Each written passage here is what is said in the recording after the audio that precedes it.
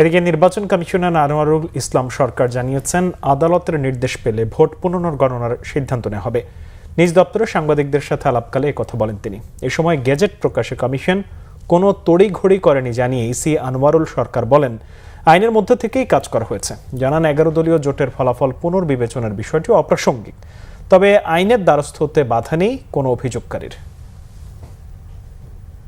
এবার চেষ্টা করেছি এই প্রযুক্তির যুগে আরো স্মার্টলি কিভাবে জনগণের কাছে বিশ্বাসযোগ্যতা অর্জন করা যায়, সেই ব্যবস্থাগুলো আমরা নিয়ে রেখেছিলাম। সেই ক্ষেত্রে গেজেট প্রকাশের যে সময়টা, এটি তো আমরা আরো আশাবাদী ছিলাম যে আরো আগে যদি দেওয়া যেত ভালো হতো। আমাদের টিম, আমাদের নির্বাচন সংশ্লিষ্ট যারা মাঠ পর্যায়ে কাজ করছে, তারা অত্যন্ত দক্ষতার সাথে এই ফলাফল তৈরির কাজটি করেছেন।